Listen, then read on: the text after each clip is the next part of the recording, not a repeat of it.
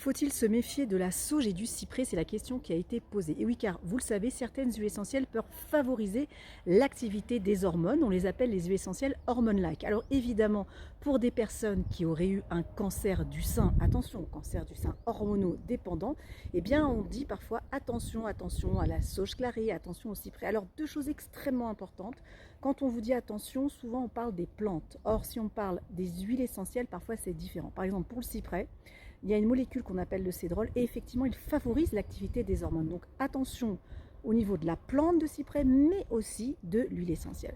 Pour la sauge clarée, c'est un petit peu différent. On retrouve du sclaréol mais surtout dans la plante. Donc pour l'huile essentielle, ça va à peu près. Et puis alors deuxième info aussi extrêmement importante, nous en médecine aromatique, on parle ça d'interface. Alors restez avec moi, n'ayez pas peur de ce terme, ça veut dire quoi? Ça veut dire que si on va prendre le cyprès en huile essentielle, est-ce que juste je le respire? Est-ce que j'en mets une petite goutte sur mes poignets et je fais un massage?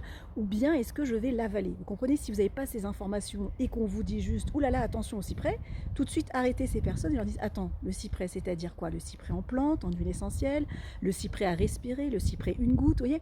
Et toutes ces notions-là fait que souvent je vous entends dire mais on ne sait plus qui a raison, qui a tort. C'est pas une histoire de qui a raison, qui a tort, c'est de quoi on parle.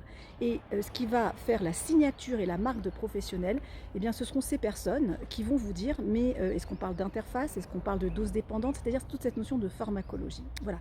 Donc si vous avez des questions même très pointues, n'hésitez pas à les poser. Nous sommes dans le domaine des huiles essentielles et du soin par les plantes depuis plus de 50 ans et je travaille en lien avec le docteur Daniel Pénoël, un des pionniers en médecine aromatique. Et au passage, je suis sa fille. Et au passage, là, ici, ce que vous voyez, c'est le Mont Blanc. Et il fait chaud, mais il fait un petit peu frais et l'air est très agréable. À bientôt.